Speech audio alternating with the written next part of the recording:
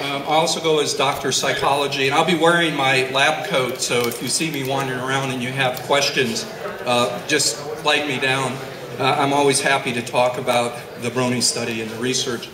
I've got quite a bit of information, so I'm going to try to move really quickly and just present you with kind of the embryo of the research data. If you go to the site, and I've been handing out cards, I have a lot more of the data listed under study results. So if you want some more information, you can go and find that. I note I have a colleague, Marcia Redden. She's not here today, but she and I together are doing the study. We're affiliated with Wofford College, so we're up from South Carolina on that. And my son, who's an artist, drew me as a pony. So if you imagine my horn, you would see the semblance there. Okay, let's click. Okay, click it a couple times. In the beginning. Oh, well, actually, these are all supposed to pop up. But I wanted to start by thanking all of the BronNYs, and I'm sure there are some of you in here who have already taken part in the survey. If you haven't, go ahead and please visit the site. I've had over 2,300 BronNYs taking part. I guess we're going to slow clap then. We like you.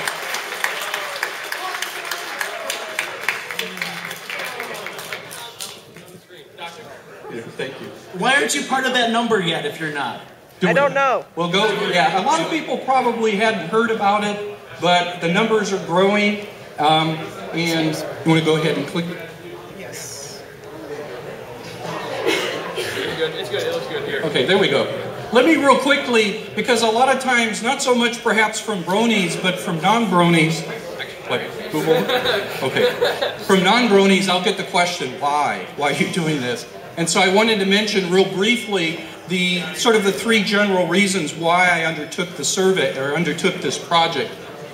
My son is a BronNY, and that's how I discovered about BronNYs. And when I started looking into it a little bit, I'm very positive about BronNYs. I think it's a wonderful movement. One thing that concerns me is I think as BronNYs grow, as the number of BronNYs grow, there's going to be a lot of blowback. And I feel like it's important to get information here early so that when that does happen, we'll have data. We can kind of say, no, it's not this, no, it's not that. And we can better understand and explain to people the importance of the BronNYhood and the experience. I'm going to mention real briefly some of the demographics. So the first question is always, who are the BronNYs? So now again, this is just from the population that I've measured. In any survey, you're always going to be limited because you're not tapping all BronNYs. But I'm going to talk a little bit about those we've captured. I'm going to hit it again. And then the second is to understand the Milo BronNY experience. If you go ahead and hit it 3 times. This is a little cartoon. The guy says, all right, let's see what this is all the fuss about. And then he gets rainbowed. Hit it one more time. There we go. Love and tolerance. And it's happened to us all. One of the things you're going to see is I asked the question of the BronNYs, how did you discover the BronNY? And you get about half the people say it was by accident. In fact, some types of BronNYs, in fact, primarily find it by accident. The others, they're turned on by a family member or a friend in that. So, okay, I'm going to hit it again. And then the third question is look for types of BronNYs.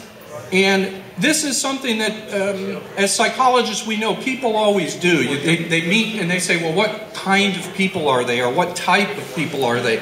So I'm going to talk about 4 types of BronNYs that my research data sort of point to. But I want you to be cautious if you're trying to find yourself in that categories. To create categories, you're always going to have some people who fall kind of right in the middle, and you got to put them on one side or the other. So if you find that you don't exactly fit, that's okay. It may mean that you're sort of close to the edge between types of BronNYs.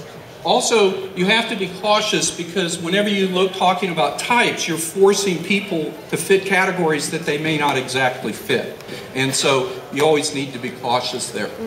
The survey is anonymous, so if you went on and took it, you realize we don't ask any information about where you're from or who you are. Well, we ask where you're from, but we don't ask for your name or anything like that. Although people do email us with questions, and I do converse with some bronies in depth. And in fact, I'm thankful for about a half dozen bronies who have let me interview them in great detail. That's helped lead to this study.